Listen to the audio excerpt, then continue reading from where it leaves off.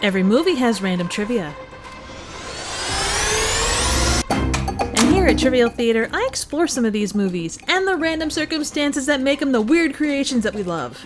We're back, bitches! Welcome to the totally remodeled Trivial Theater. Now I could go into updates, but that's better left for a different dedicated video. We're here to talk about the crazy-ass movie that'll blow your damn mind. Without further ado, I present the slick 70s spectacular superhero saga.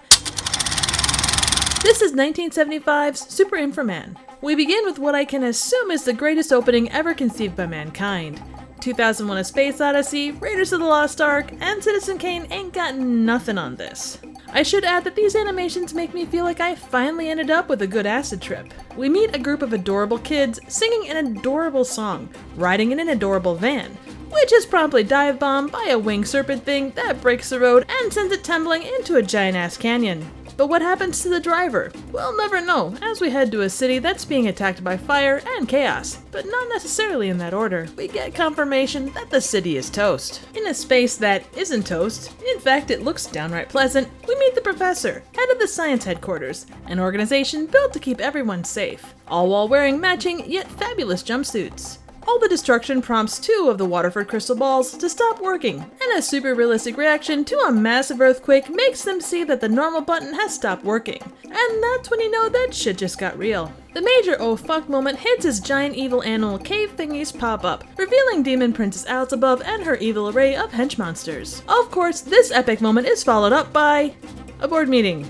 And exposition. Anyway, the decision is made to stop this global threat by moving forward with Project BDX. After learning InfraMan is a thick boy. Ooh, look at those schematics. Where was I? Oh, right. Lima volunteers to be turned into InfraMan, which involves needles the size of a fucking turkey baster. I'll never understand why experimental and mad science always requires needles this big. Elsewhere, a creepy flag, vertebrae decor, and this stunning fountain show us we're definitely in an evil lair. The Demon Princess sends her minions to take down the science headquarters, and they step in remarkable rhythm as they leave the princess's inconspicuous digs. After the drill monster flips a bug like a boss, he and the plant monster attack the science headquarters. This goes to show you that gardening was really different in the 70s, and these monsters don't like to play fair at tug-of-war. While this is going down, the professor transforms Lima into InfraMan, and all I can say is that this precursor to RoboCop is downright weird. Lima flashes us more than people looking for boob beads at Mardi Gras, and then he turns into InfraMan. After the required pimp moves and pipe breaking, he goes to kick some ass. He's greeted by a lot of pointing and an awesome array of sound effects.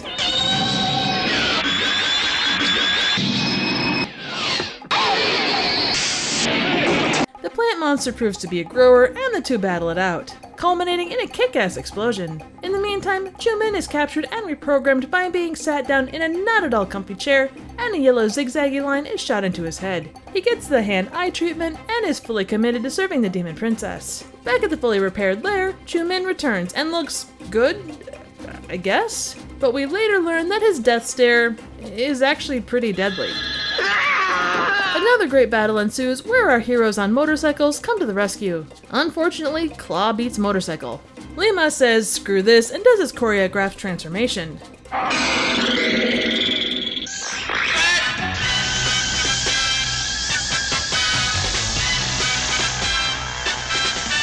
The Claw monster calls on the power of Viagra and grows to massive size. Hopefully he still sees a doctor if the effects last more than 4 hours. Of course, this isn't a problem as InfraMan calls on that same force, beating his opponent hard, and then he squishes him. We then learn that the Demon Princess enjoys looking at InfraMan's, schematics. In the meantime, Lima gets some spiffy new power gloves from the professor, whose daughter is then kidnapped, which probably means a terrible fate. Like riding in an evil pleasure yacht with a group of handsome henchmen through this gorgeous scenery. Question, can I sign up for that? In the ultimate meeting of good and evil, evil does it with just a little bit more style, in the form of the Demon Princess's hand dragon. If there's any doubt of her evil, the Demon Princess throws Chumin into a flaming lava pit, and I gotta say that feels like just a touch of an overreaction. Lima and the Spangly Suit crowd show up and the climactic battle begins. Explosions and fighting ensue, including this awesome attack. The villains and good guys multiply, monsters join the fray, and Super InfraMan transforms. He's caught and encased in yellow scribbles and then dropped into the pit. Luckily, he's prepared for lava, because he's Super InfraMan. The Demon Princess says say hello to my little friend and I can't tell you what the fuck is going on. After a nutshot and a body-wide case of blue balls, InfraMan shows that he's prepared for the cold because he's Super InfraMan. The Demon Princess goes full dragon and loses her head. Again, and again, and again. Finally, InfraMan pulls out his spiffy power gloves and a well-placed solar beam. She flashes everyone and triumphant music kicks in. The Prof and his daughter are saved and everyone, but those poor heads on sticks, survive the disintegrating lair. Ultimately, everyone escapes on the evil pleasure yacht and they ride into the sunset. So Super InfraMan, which translates as Chinese Superman, is Hong Kong's answer to the Japanese Tosasu productions. It featured the same kinds of transformation, monster and robot action, and costume heroes, along with Chinese kung fu action. On my first view of this, I was amazed by the similarities to the modern version of the Power Rangers. From the monster designs to the look of the costumes to the giant battles, they've clearly come from the same source. Now some of the costumes, sets, and music were done by Japanese artists, but InfraMan has historical significance for being the first superhero film set in Hong Kong, the first film promotion to use a hot air balloon, and the first time the Shaw Brothers, the film's production company, used a storyboard. And after seeing some of these action scenes, I can tell you that's probably good that they did. A year after the movie's release, it was brought to the States with the slogan "A Man Beyond Bionics," with the goal of capitalizing on the success of the $6 Million Man TV show. In the original version, Princess Dragon Mom's name was Demon Princess Elzebub, which was a play on Beelzebub and is attributed to both a biblical idol and the devil.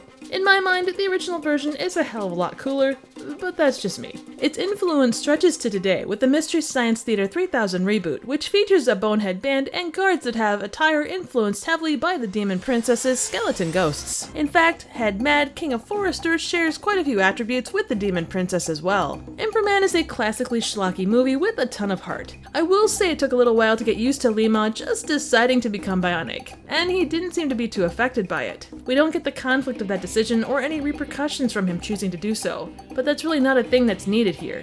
It was more about telling a fun story with a shit ton of monsters and some really great action. The story is super simple, and for this movie, I'd say it works pretty well as long as you don't try and overthink it the way I did. I will say this movie feels more episodic, but that might be because everything in Power Rangers shows us a one-and-done approach to most giant monster attacks. I highly suggest giving this a watch. It's fun, goofy, and full of weird overbuilt monsters. You can find it subtitled or dubbed depending on which you prefer, so definitely seek it out. So what do you think? Suggestions for movies, trivial questions, comments, ratings, and a hellfire pit where I can roast marshmallows would be appreciated. Thank you so very much for watching.